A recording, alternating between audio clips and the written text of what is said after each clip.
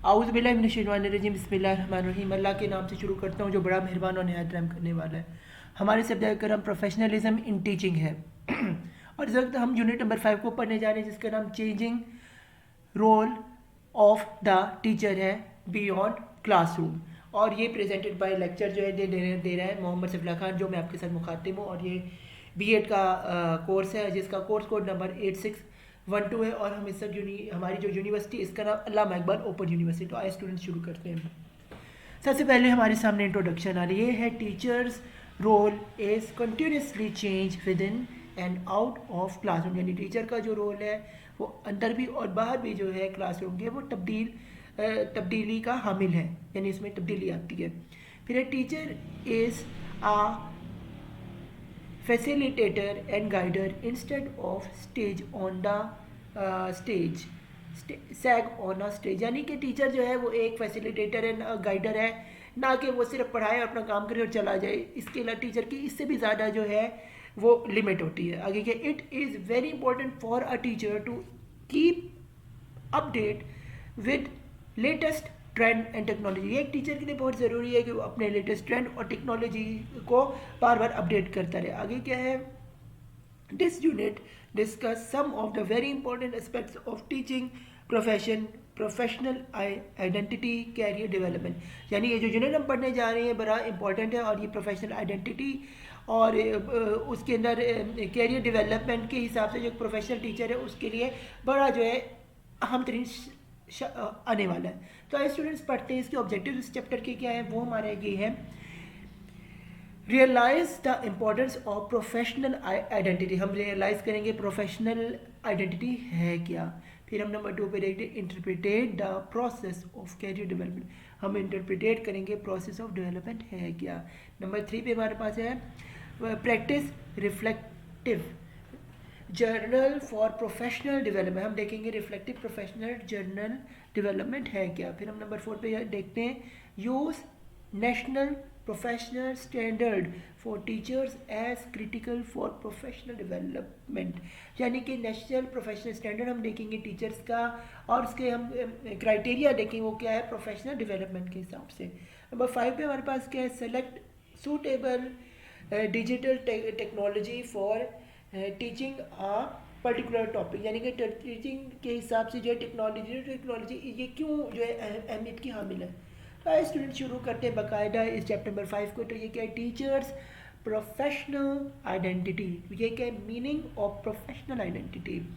ये क्या है जी, आप ए हम देख रहे हैं जी gas Gekas 1982 defined identities as the various meaning that are attached to a person by themselves and others। यानी कि जो अटैचमेंट है ये सिर्फ पर्सन से नहीं है, ये और भी लोगों से जो है इसका ताल्लुक होता है। आगे के बी पे professionals professional identity is defined as once professional self concept based on attribute belief value motivation and experience.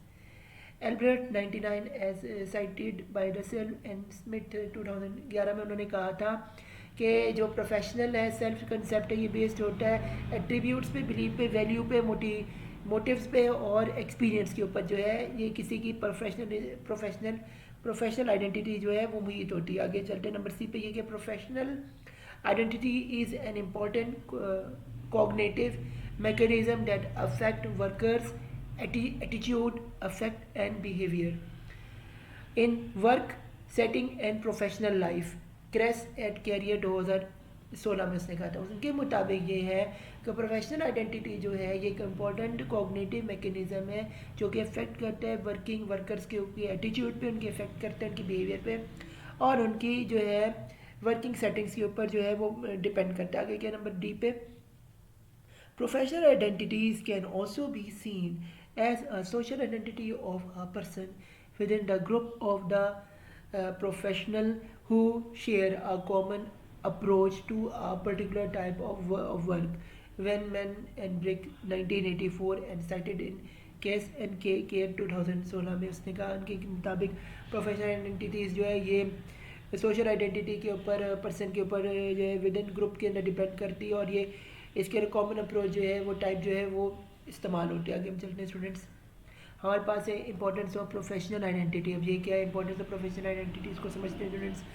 ए पे क्या है, professional identity affect individual behaviour and psychological wellbeing in the work, यानी कि साइकोलॉजिकल वेलबींग और individual behaviour पे जो है ये डिपेंड करती है। आगे क्या है बी पे, individuals professional identities determine their moral decision making, that is decision related to those and do not go and good and bad, यानी कि जो डिपेंड करती है गुड और बैड पर, ये डिसीजन मेकिंग के ऊपर डिपेंड करती है। आगे क्या है सी पे, professional identification contribute to have positive performance outcome such as career success, यानी कैरियर के सक्सेस के हिसाब से जो है ये पॉजिटिविटी जो है ये इसकी परफॉर्मेंस आती है और इसके आउटकम मिलते हैं जब हम प्रोफेशनल आइडेंटिफिकेशन की कंट्रीब्यूशन को देखते हैं। फिर है जी डी पे, professional identify plays an important role in shaping both psychological progress in the work place, यानी कि साइकोलॉजिकल आइडेंटिफिकेशन के हिसाब से बड़ी इंपॉर्टेंट जो है ये शेप करता है वर्क प्लेस में। फिर है जी ई, positive self concept about professional identity can protect a person from depression and anxiety, ये जो डिप्रेशन एंड एंग्जाइटी से भी बंदे को जो है बचाता है। आगे स्टूडेंट्स हम चलते हैं तो हमारे पास आता है जी डेवलपमेंट ऑफ प्रोफेशनल आइडेंटिटी। ये क्या है, लुइस मैन 2007 में कहते हैं describe 5 necessary process in the development of professional identity as a reform as, यानी कि प्रोफेशनल आइडेंटिटी के लिए जो 5 प्रोसेसेस जो नेसेसरी उसके बारे में बता रहे हैं वो इंक्लूड क्या है। नंबर 1 पे देखते हैं रिकाउंसिलिंग प्रायर बिलीव विद टीचिंग, यानी रिकाउंसिलिंग करना प्रायर यानी पहले टीचिंग को समझने से पहले इसकी रिकाउंसिलिंग होनी चाहिए एज अ टीचर की। नंबर 2 भी क्या है, locating identify with in a community of a practice, यानी कि आइडेंटिफाई करने के with in a community of a practice. Number 3 पे क्या है, managing emotional aspect of identity formation, यानी कि मैनेज करें emotional aspect of identity formation को। नंबर 4 पे क्या है, integrate experience and theory of teaching profession, integrate करें एक्सपीरियंस करें टीचिंग की थ्योरी को एज अ प्रोफेशन। फिर नंबर 5 पे क्या, develop a sense of self confidence, develop करें बंदे टीचर में सेल्फ कॉन्फिडेंस को। फिर आगे क्या, this view proposes that teacher undergoes a series of 4 development stages characterized by unique concern, यानी कि इसका जो है यूनिक कंसर्न है। एक है in first stage fantasy which occurs prior to actual teaching, prospective teachers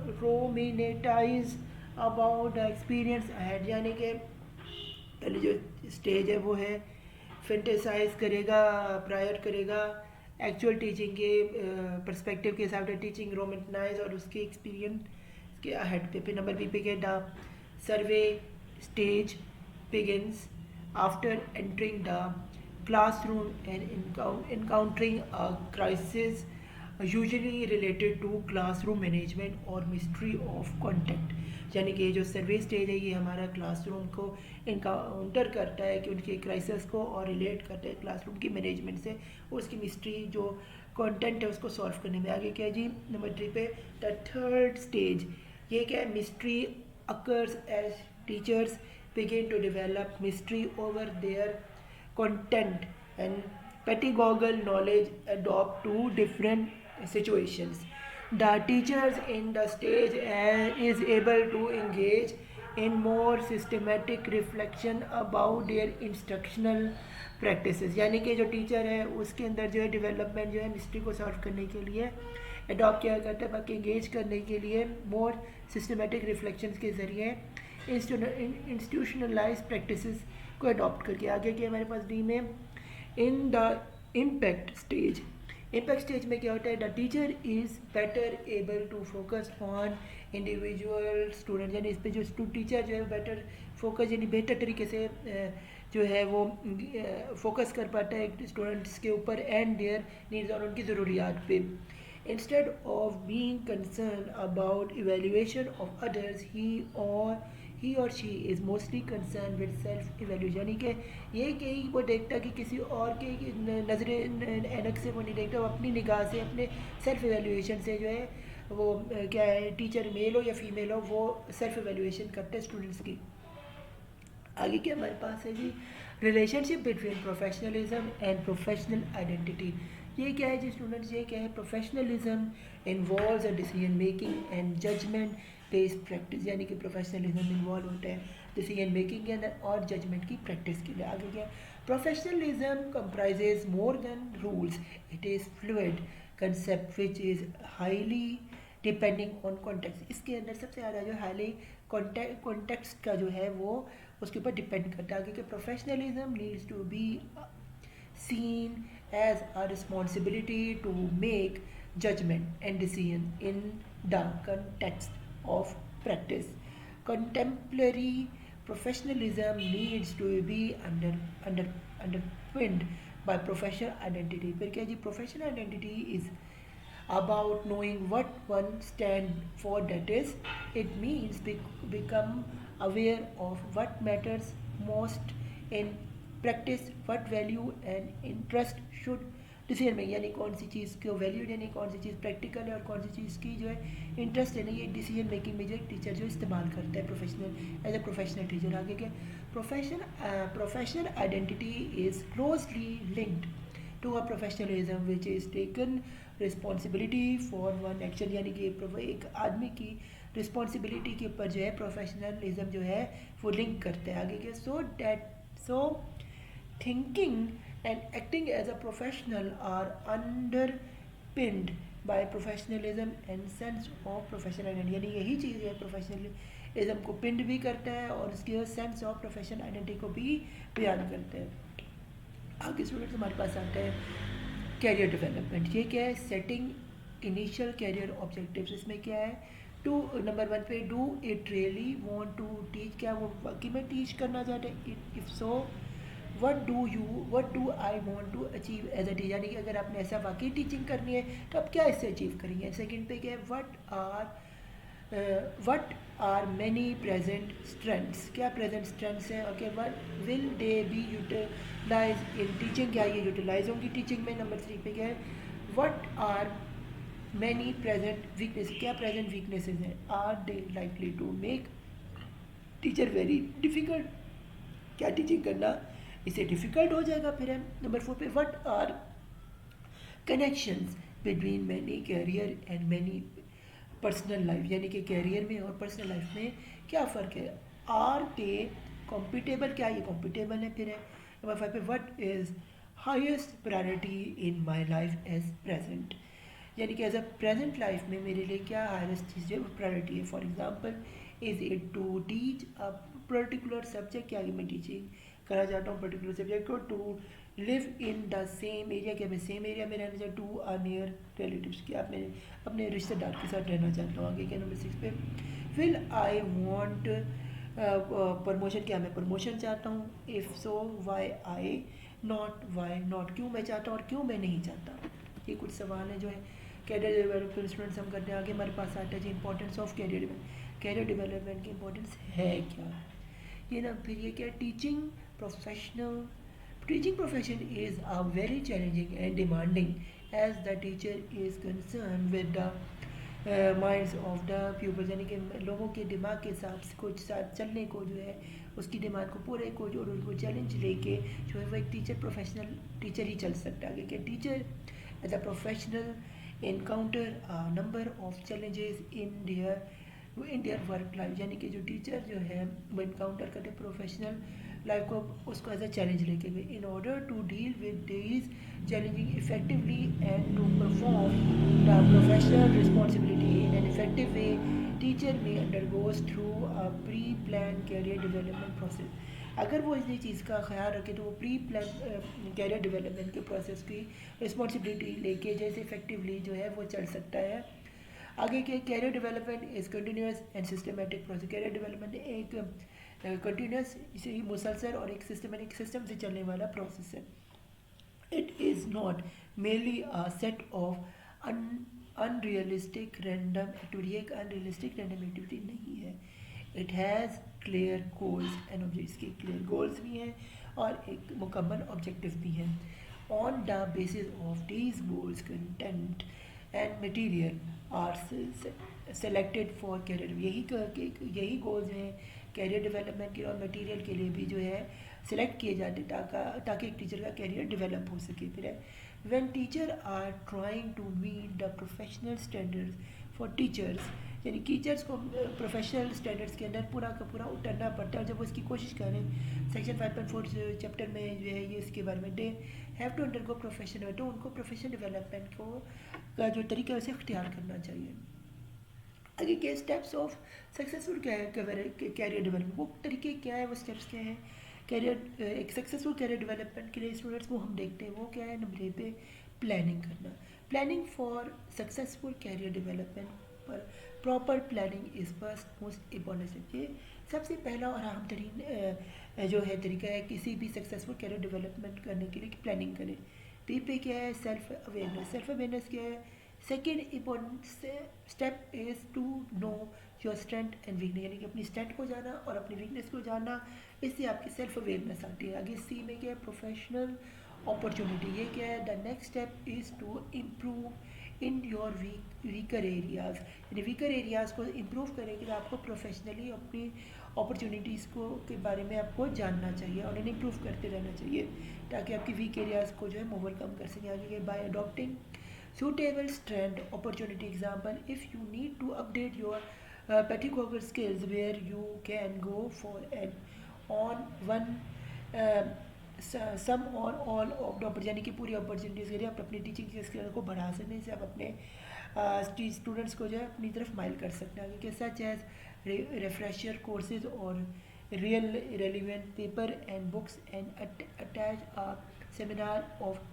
training work, यानी कि टीचर ट्रेनिंग जो है वो कैसे कर सकते हैं, रीडिंग बुक्स को करें, कोर्सेज़ को अटेंड करें और सेमिनार्स को अटेंड करें, इससे उसकी जो है वो एक अच्छा सक्सेसफुल टीचर बन सकता है। क्या you need to think as a 3 question yourself, आप एज अ टीचर आपने आपसे 3 सवाल पूछे जी, वो क्या है, नीचे मंडा जजल आ रहे हैं वो क्या, नंबर 1 पे are you really for the opportunity, क्या आप रियली अपॉर्चुनिटी में जाना चाहते, in other words to you see skills set and experience ensure a responsible change of success in the position, इसी के ज़रिए आप अपने स्किल्स को इम्प्रूव करने और अपनी चेंज को सक्सेस को जो है पॉजिटिवली हासिल करना चाहिए। क्या है नंबर 2 पे, does the positive contribution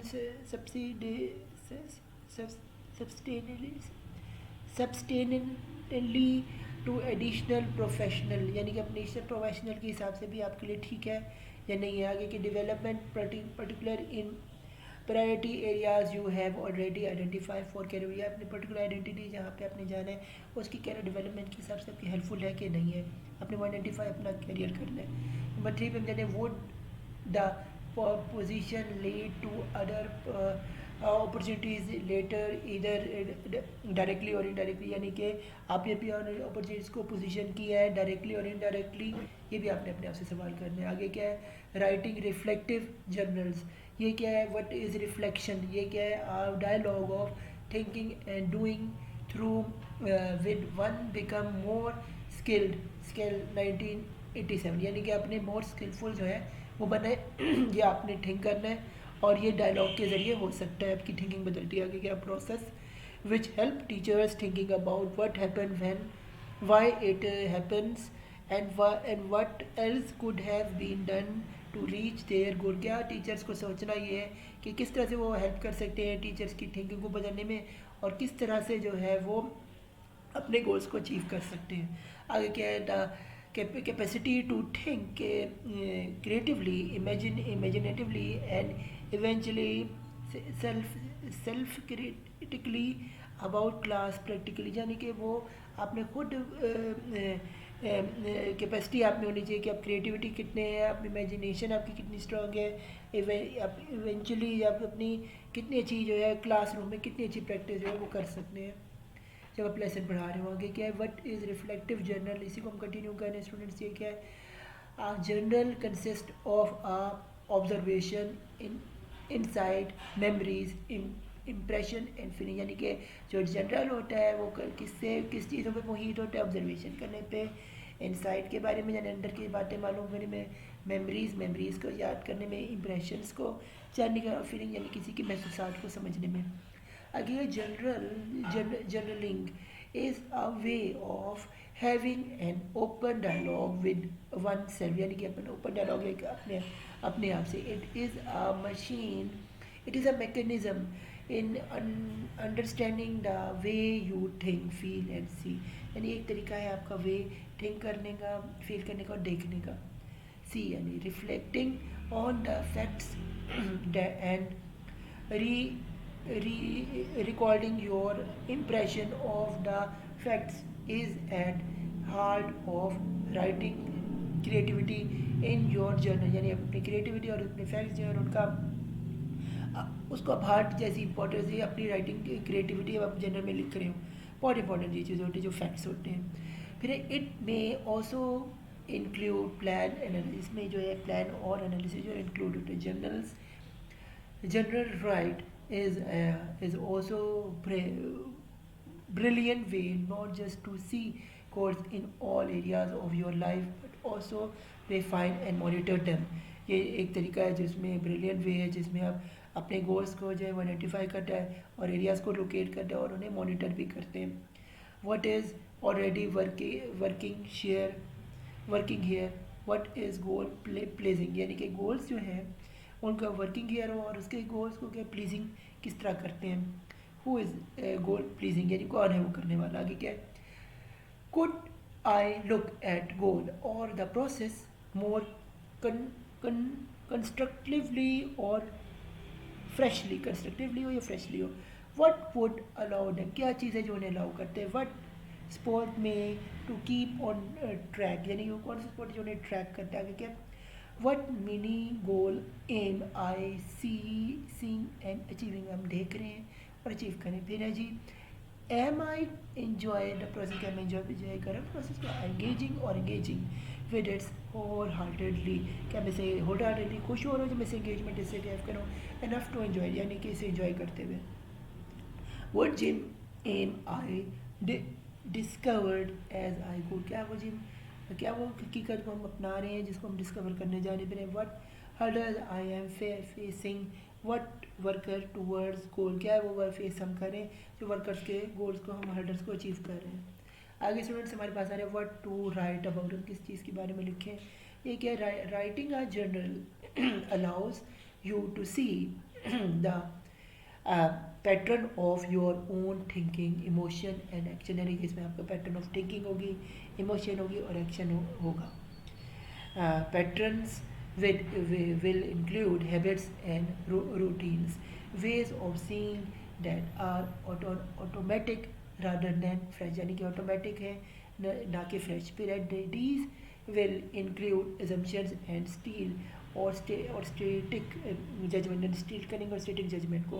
These patterns will emerge quite inventable within a few week of journal writing, यानी जर्नल राइटिंग के हिसाब से कितनी ज़्यादा वो है उनका पैटर्न कितना अहमियत के से इंगेज करने पे. And the unfolding of these patterns will empower you not at least to see what you are given them and attention, यानी कि क्या आप उन्हें दे रहे हैं ना या आप उधर कितना उनकी अटेंशन बढ़ा रहे हैं और उसका क्या पैटर्न है जिससे उन्हें पावर मिल रही है स्टूडेंट्स को, यानी एटलीस्ट आपने इतना ख्याल रखना है. फिर है where you taught are taking you your emotion, what emotions accompany your thoughts, what inside are available और needs where change may be needed, यानी कि इस जगह पे आपको चेंज या इनसाइड जो है वो अवेलेबल है और क्या से आप उसे कंपनी कर रहे हैं, उसकी ज़रूरत कितनी है उस तब्दीली की. आगे स्टूडेंट्स हम चल रही है टाइम ड्यूरेशन टू स्टार्टअप. ये क्या है, the crucial thing is to keep writing for at least 10 minutes, यानी कि 10 मिनट तक आप लिखते रहें क्रूशल राइटिंग में. ये इंपॉर्टेंट चीज़ है. टू इनकॉर्पोरेट योर हेरिस्टेशन और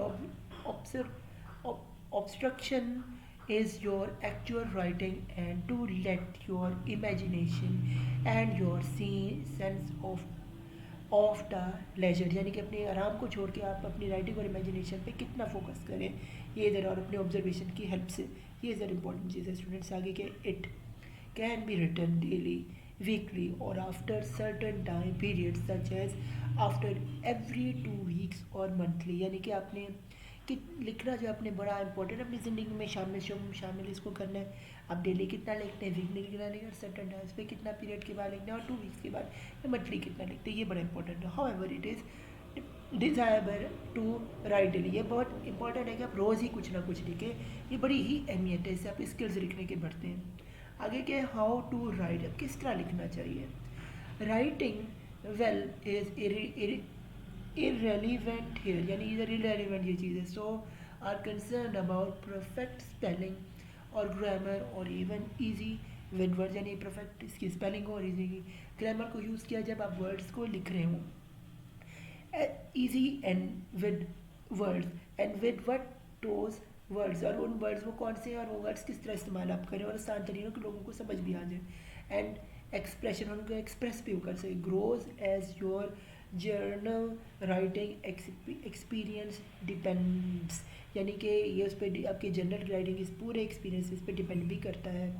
राइट इलिबिली, यानी कि आप गलत तरीके से ना लिखे, you may have quite reasonable hand writing every day life but in general it strings and become far less legal than usual, यानी ये फार लेस लीगल है हैंड राइटिंग देन यूजुअल। आपने मुसलसल लिख रहे आगे क्या, finish bye completing this sentence, या फिनिश करें बाय राइटिंग दिस सेंटेंस, अपने सेंटेंस जो लिखा हुआ इस्तेमाल करना है। The most unexpected thing I have discovered about new beginning today is not read imagination let's your thinking rest, ये है जी। आगे हमारे पास स्टूडेंट्स आते हैं what matter most in general writing, तो ये क्या है, in general writing the energizing qualities that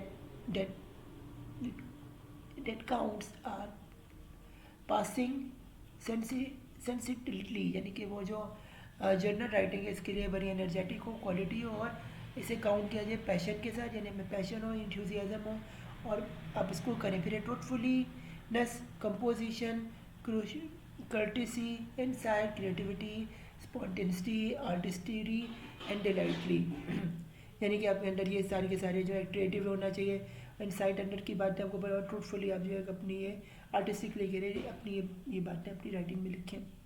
फिर है जी record these details does fare more than through life in your journal writing, यानी जनरल राइटिंग में जो इन सब चीज़ों का जो है इस्तेमाल करें। It train you to observe even the most unpromising situation with far greater interest and subtle, यानी कि फार ग्रेटर इंटरेस्ट हो और सूटेबल तरीके से आप इंटरेस्ट के साथ आप ये लिखिए ऑब्जर्वेशन के मुताबिक। फिर डजंट एक्सपेक्ट इनसाइट क्लियरिटी और आंसर इमीडिएटली, ऐसे ना करें फ़ौरन से इंसाइट क्लियर और आंसर इमीडिएटली करें। फिर general writing is about process, general writing एक प्रोसेस है, ये एक हिस्सा है, नॉट इंस्टेंट आंसर, यानी कि फ़ौरन आंसर देने का तरीका नहीं है, ये एक सीखने का एक पहलू है। आंसर एंड क्लैरिटी में कम्स लेटर, यानी आंसर और क्लैरिटी है ये वक्त के साथ वक्तन फ़वक्तन बंदा सीखता रहता है। आगे स्टूडेंट हमारे पास है सम प्रैक्टिकल सजेशन, ये क्या है जी, writing is your journal regularly, ये क्या है, combine the familiar with the unfamiliar, combine करें फेमिलियर को अनफेमिलियर के फिर keep your journal where no one else will read it, यानी किसी जगह रखें जहाँ और इसे रीड ना कर सके। It is impossible to be computer general writer, है ये बहुत मुश्किल है कंप्यूटर राइटर जनरल बनना। Journaling use a pen that flows smoothly and feels totally comfortable in your hand, यानी कि जर्नल ऐसा फील कंफर्टेबल हो और आपकी स्मूथली जो है राइटिंग की समझ आए। फिर choose your journal lovingly, choose अपना जर्नल करें दिल से। फिर keep extra page of high quality page that you can fold in your more formal journal, यानी कीप करें ऐसा जर्नल करें जिसे आप आसानी से समझ भी सकें और फोल्ड भी कर सकें एक्स्ट्रा पेपर को क्वालिटी के साथ। आगे क्या है, general writing includes and encourage every possible self expression, यानी कि इस पर सेल्फ एक्सप्रेशन जो है वो भी जनरल का जो है जनरल राइटिंग से वो समझ आता है, उसको इंकरेजमेंट मिलती है।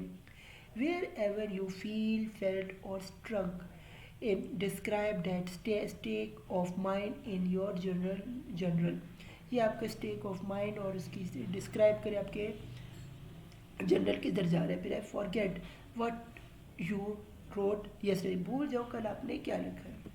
आगे स्टूडेंट्स हम चलते हैं, हमारे पास आ रहा है सब प्रैक्टिकल सजेशन। प्रैक्टिकल सजेशंस क्या है हमारे पास, creative journal writing, creative journal writing होना चाहिए। फिर क्या, डेट योर जनरल एंट्री, अपनी जिस दिन आपने एंट्री जनरल की है उसकी आप एंट्री भी लिखें, टाइम डेट और हर चीज़ लिखें। उसके फिर look objectively at obstacle that lies better you and that outcome, उसकी बेटर आपने किस लिए और उसके ऑप्टिकल को जो है उसके आउटकम को भी आप लिखें। आगे स्टूडेंट्स हमारे पास क्या है, फॉर्म्स ऑफ जनरल राइटिंग, क्या है फॉर्म जनरल राइटिंग की, वो क्या है forms of general writing, general come in any shape size और फॉर्म, यानी जनरल किसी भी शेप साइज और फॉर्म में आता है।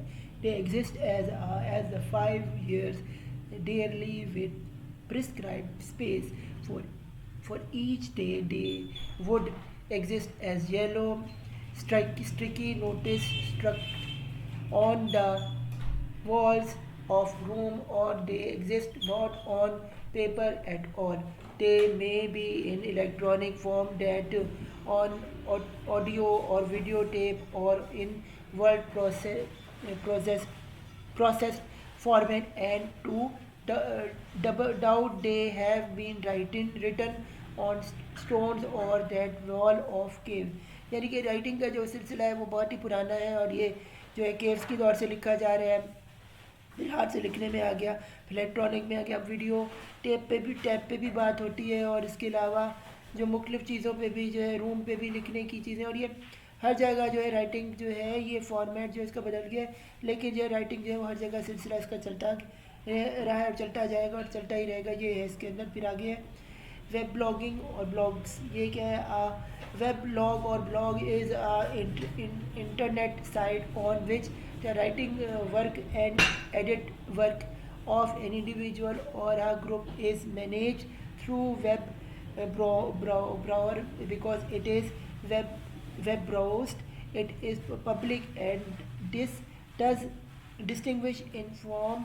most अदर जनरल वर्क, यानी जनरल वर्क से अब जो अलग मुख्तलिफ चीज़ें वो लॉग को और ब्लॉग को करना है इंटरनेट का, क्योंकि जब से इंटरनेट की जो है वो प्रोग्रेशन हुआ है, जिस सबसे इंटरनेट आया है, इंफॉर्मेशन टेक्नोलॉजी आई है, तो वर्क जो है इसका तरीका और राइटिंग लिखने का तरीका और इसकी एडिटिंग करने का तरीका इंडिविजुअल और ग्रुप्स में और मैनेज करने का तरीका बदल गया है। वेब ब्राउजिंग होती है और इससे जो है वेबसाइट के अंदर काम होता है, और इससे जो है पब्लिकली लोग जो है इसको डिस्टिंग्विश करते हैं आम जनरल वर्क से।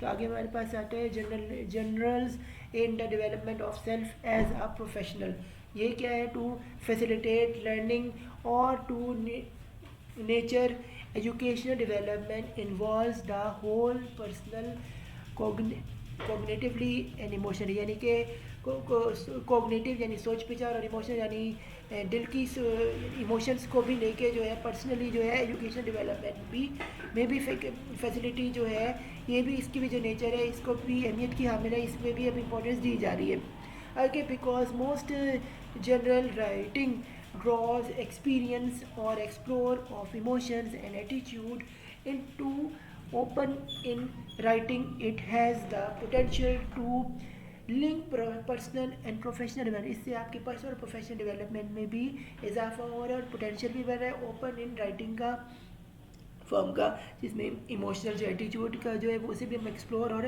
उसको एक्सपीरियंस भी और एक्सप्रेस भी करें। आगे क्या है जी, as the emotion and attribute are involved in general writing, there is a great chance to recognize, examine and modify them, यानी कि ये तरीका जो इमोशन को एट्रीब्यूट को इन्वॉल्व कर रहा है जनरल राइटिंग को और उसकी डेवलपमेंट में चेंज ला रहा है और रिकॉग्नाइज कर रहा है, एग्जामिन कर रहा है, मॉडिफाई कर रहा है एक दूसरे को। आगे क्या हमारे national professional standards for teaching in Pakistan, क्या नेशनल प्रोफेशनल टीचिंग फॉलो होते हैं पाकिस्तान में, वो हम स्टूडेंट्स सब देख रहे हैं, वो क्या है।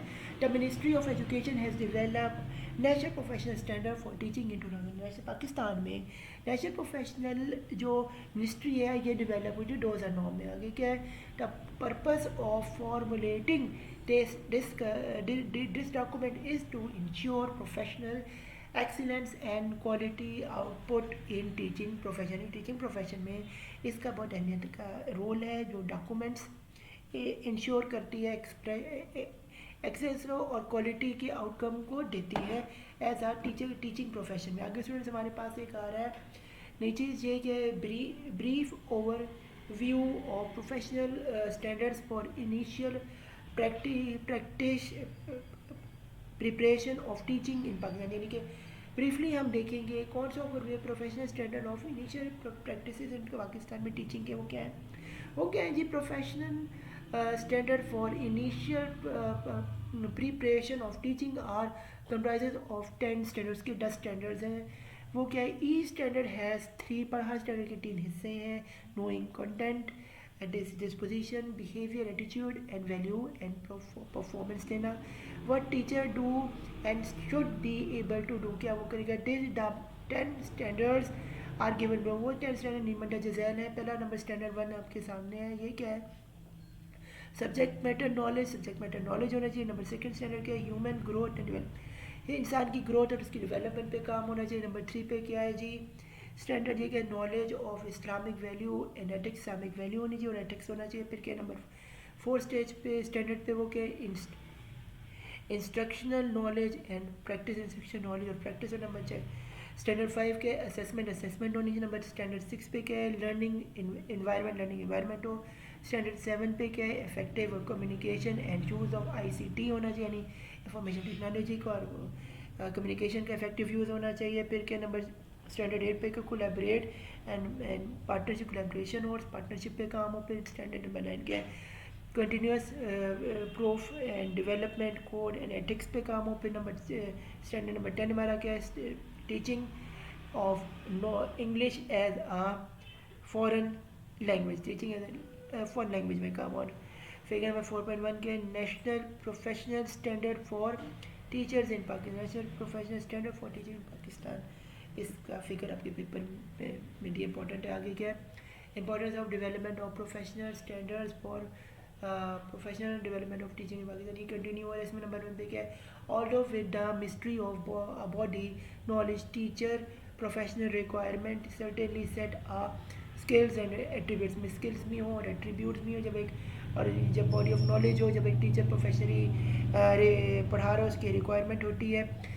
So there is need to develop a standard system of knowledge, skills and profession for entry into a teaching performance। In teaching performance के लिए आपके ना नॉलेज हो, स्किल्स हो एंड परफॉर्मेंस हो, तभी आपकी जो है प्रोफेशनल स्किल्स जो है वो बढ़ सकते हैं, सो स्टैंडर्डाइज पे आ सकते हैं, डेवलप हो सकते हैं। नंबर 2 पे क्या है जी, हमारे पास professional standards may help to smooth the activities of any profession to get out optimal outcome with limit time and cost frame. Limit time और कॉस्ट फ्रेम के लिहाज से भी जो है एक्टिविटी जो प्रोफेशनली जो है इनका एक स्टैंडर्ड और स्मूथली चलना चाहिए, ऑप्टिमाइज यानी कि बैलेंस तरीके से। नंबर 3 पे क्या है, the standards can serve as criteria for professional development of teacher, यानी प्रोफेशनल टीचर्स के लिए जो है इसका एक प्रोफेशनल तरीका और डेवलपमेंट के लिए एक स्टैंडर्ड को फॉलो करते हुए चलना चाहिए। Hence it can B use for professional learning, self assessment and coaching of day, यानी प्रोफेशनल डेवलपमेंट के लिए और सेल्फ असेसमेंट के लिए और कोचिंग के लिए टेचर्स के लिए ये जो है ये प्रोफेशनल लर्निंग होनी चाहिए। आगे क्या है, डिजिटल टेक्नोलॉजी एंड पेडागोजी, ये क्या है जी, digital technology include all types of electronic tools that use information in the form of numerical binary code 0-1 tools that progress and use digital information including personal computer, calculator, automobile, compact disc play, mobile phone, multiple media, internet and world wide web WWW, यानी कि teacher students इसमें क्या है जी, digital technology के लिए सबसे important चीज़ ये है कि इलेक्ट्रॉनिक टूल्स आजकल आ गए वक्त के वक्तन, और इसमें बाइनरी कोड यानी कि इसमें जो हम सारा लिखते हैं ना, स्टूडेंट जो लिखते हैं एक्चुअली वो 0 और 1 में कन्वर्ट हो जाता है, और उसकी जो लैंग्वेज है ना कंप्यूटर की वो है 0 और 1। इसी को जो है एक एज अ पर्सनल कंप्यूटर में ये हम जो करते हैं, ये चूँकि लैंग्वेज जो कंप्यूटर है वो इसी के समझते हैं, कैलकुलेटर में और ऑटो मोबाइल पे सब चूँकि कैलकुलेशन पे चल जो 0 और 1 की लैंग्वेज समझते हैं, और डिस्क पे जिस पे जो है मल्टीमीडिया चलता है, और उसको ज़रिए हम वर्ल्ड वाइड वेब पे जो इसे चलाते हैं, और मोबाइल फ़ोन्स में और मल्टीमीडिया पे और इंटरनेट पे जो इसे प्ले करते हैं, और इसी के ज़रिए हम बच्चों को पढ़ा सकते हैं थ्रू इंफॉर्मेशन टेक्नोलॉजी। आगे स्टूडेंट्स हमारे पास आते हैं डिजिटल टेक्नोलॉजी एंड पैटिगोगी। इसको हम फर्दर कंटिन्यू करें इस टॉपिक को। ये क्या है, web 1.0 is a old generation of web that allows people to only read information from the internet, example Hotmail MSN, यानी कि बहुत पहले की बात है, 2003 की बात है, जब हम वेब 1.0 वर्जन ओल्ड वर्जन आया था, उस वक्त जो है हॉटमेल और जीमेल का दौर था, जो कि इंफॉर्मेशन टेक्नोलॉजी में एक नई मांग थी, जब पूरी दुनिया में जब एक नई इसकी इम्पैक्ट हुआ था। फिर web 2.0 has its emphasise on human collaboration, ये ह्यूमन कोलेबोरेशन में इंपॉर्टेंट है। People access information as well as contribution information through in technology tools such as blog, Facebook and YouTube।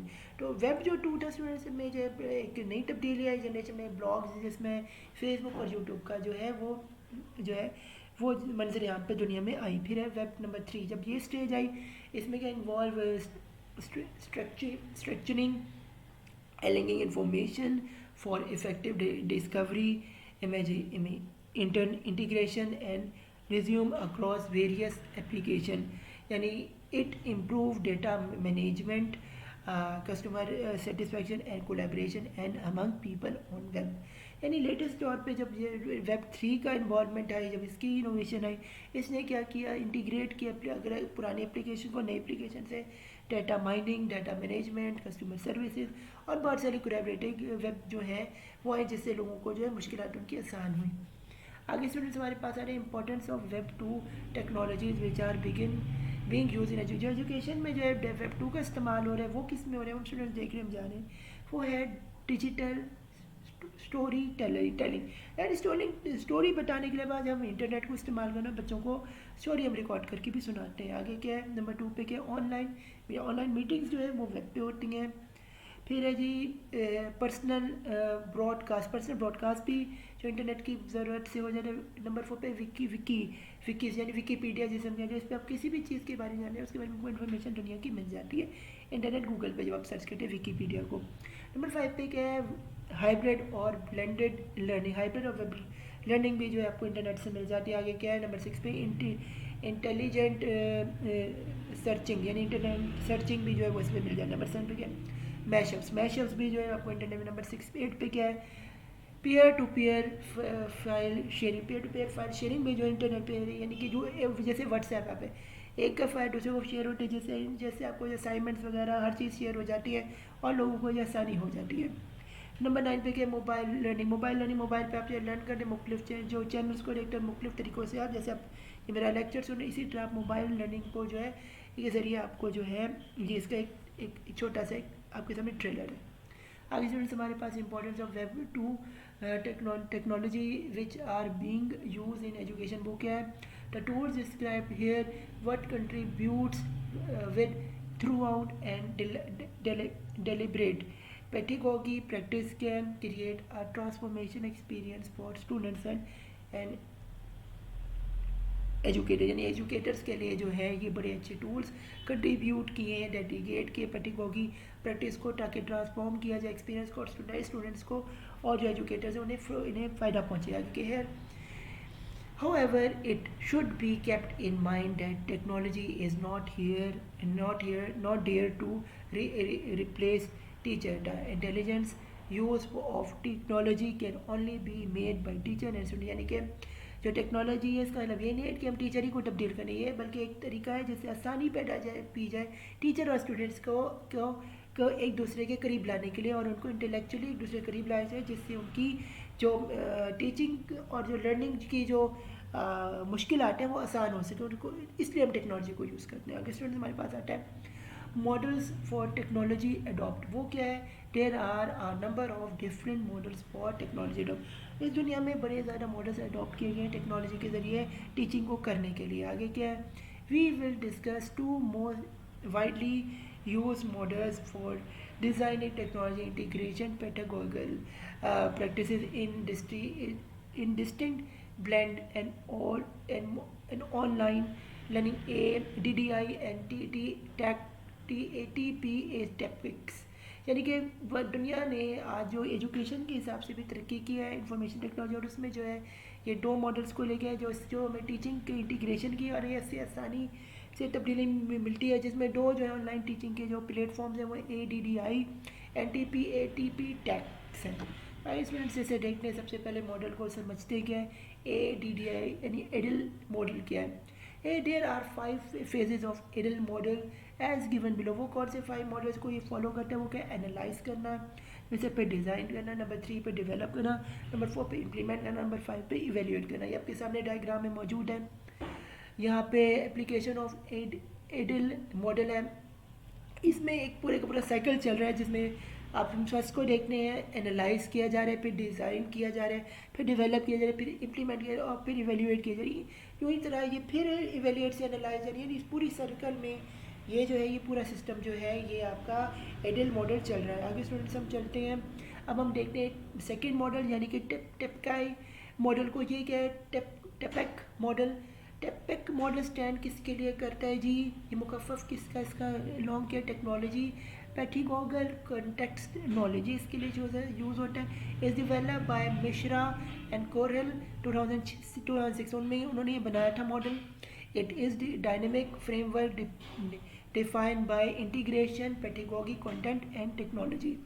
The model TPACK consist of 3 main components, content pedagogy, technology and their overlapping for planning class teaching, यानी कि class teaching के लिए उसमें contact देने के लिए और technology को बढ़ाने के लिए और उसमें इंटीग्रेट करने के लिए पेडागोगी यानी कि स्कूल टीचिंग को बेहतर तरीके से जो है टीचर स्टूडेंट जो है पढ़ा सके, उसकी साइंस को बेहतर तरीके से इन्हांस करने के लिए जो है इसको बनाया गया था क्लासरूम के अंदर। उसमें क्या नंबर 3 चीज़ें, कंटेंट व्हाट यू टीच, यानी वो क्या टीचर पढ़ाने से इसका कंटेंट, और नंबर 3 में पेडागोगी हाउ यू टीच, किस तरह से कौन सी साइंस यूज़ करेगा, कौन सा तरीका यूज़ करेगा एक टीचर पढ़ाने के लिए स्टूडेंट। नंबर 3 पे क्या, टेक्नोलॉजी का resources such as computer, software, mobile, internet. Teacher जो है कौन सा तरीका यूज़ करेगा टेक्नोलॉजी का रिसोर्स को, कंप्यूटर यूज़ करेगा, कौन सी सॉफ्टवेयर उसमें इस्तेमाल, मोबाइल को इस्तेमाल और कौन सा वेरिएशन का इंटरनेट वो यूज़ करेगा। तो आगे स्टूडेंट्स हमारे पास जाते हैं 7 मेजर काइंड्स ऑफ नॉलेज। वो क्या है, नंबर 1 पे क्या है, कॉन्टेंट नॉलेज जिसे हम सीखेंगे, नंबर 2 पे पैडागोगी नॉलेज जिसे हम पीके कहते हैं, उसके बाद नंबर 3 पे क्या है, टेक्नोलॉजी नॉलेज जिसे हम टीके कहते हैं, नंबर 4 पे हमारे पास पैडागोगल कॉन्टेक्ट नॉलेज जिसे हम PCK कहते हैं, नंबर 5 पे क्या है, टेक्नोलॉजिकल कॉन्टेक्ट नॉलेज के हम TCK कहते हैं, नंबर 6 पे क्या है, टेक्नोलॉजिकल पैथागोगल नॉलेज हम TPK कहते हैं, नंबर 7 में हम कहते हैं टेक्नोलॉजिकल कॉन्टेक्ट नॉलेज जिसे हम TPAC जो हमने अभी पीछे पढ़ा ये आगे स्टूडेंट्स हमारे पास जो आ रहा है वो ये आपके सामने मॉडल आ रहा है। ये जो हमने पीछे मॉडल्स पढ़े इन्हीं को सारे मॉडल्स में आ रहे हैं। इसमें क्या हमारे पास टेक्नोलॉजिकल पैथागोगल नॉलेज आ रहा है जिसे हम TPK पढ़े। इसमें हम सबसे पहले देखें राइट साइड से हम देखते हैं, पहले हमारे पास एक्सपीरियंस आ रहा है, फिर स्टूडेंट आ रहे हैं, फिर रिसोर्स आ रहे हैं, फिर हमारे पास ऑब्जेक्टिव्स आ रहे हैं, फिर एम्स आ रहे हैं, फिर एट्रीब्यूट्स आ रहे हैं, फिर टीचर ट्रेनिंग आ रही है, यानी कि पूरे साइकिल में चल रहा ये सारा कॉन्टेक्स्ट है। और नीचे अगर ऊपर से अगर हम देखें तो यहाँ टेक्नोलॉजिकल पैथागोगल कॉन्टेक्ट नॉलेज जैसे TPK SI दिया। इसमें आप 3 जो ये बड़े बड़े ये राउंड्स देख रहे हैं, इसमें क्या है, एक हम देख रहे हैं टेक्नोलॉजिकल नॉलेज TK जिसमें इसमें टेक्नोलॉजिकल पैथागोगल नॉलेज TPK आ रहा है, फिर पैथागोगल नॉलेज PK आ रहा है, फिर ओवरलैपिंग इनकी हो रही है। और ये नीचे कॉन्टेक्स्ट नॉलेज CK आ रहा है, फिर नीचे राइट साइड पे देखिए तो टेक्नोलॉजिकल कॉन्टेक्ट नॉलेज TCK आ रहा है, फिर अगर नीचे सबसे लास्ट पे देखें तो कोगल कॉन्टेक्ट नॉलेज आ रहा है जिसके नीचे कॉन्टेक्स्ट लिखा हुआ है, पूरे का पूरा इस तरह से राउंड सर्कल पे ये साइकिल चलता है। आगे स्टूडेंट्स हमारे पास जो आ रहा है ये इस यूनिट का कंक्लूजन है। वो क्या है? The teachers role is today's age is most complex and multi dimension, यानी कि टीचर्स का जो रोल है आज के दौर में ये बहुत कॉम्प्लेक्स है और मल्टी डायमेंशन, इसकी बहुत ज़्यादा फील्ड्स हैं, बहुत ज़्यादा चीज़ों में डिवाइड है। ये क्या? Professional identity career development meeting in national professional standards for teachers in teaching through digital technology are very important and sensitive aspect that are teachers dealing with, यानी टीचर जो है वो डील करते हैं प्रोफेशनल आइडेंटिटी को, career development को, meeting करने में नेशनल प्रोफेशनल स्टैंडर्ड्स को अपने मद्देनज़र रखते हुए और as a teacher and teaching करते हैं, डिजिटल टेक्नोलॉजी को इस्तेमाल करते हुए और इसको अहमियत देते हैं और सेंसिटिव एस्पेक्ट्स को पे भी टीचर जो है वो काम करते हैं, उनको डील करते हैं जब उनमें वो प्रॉब्लम आ जाए। However a teacher can effectively perform these tasks by carefully planning and strategic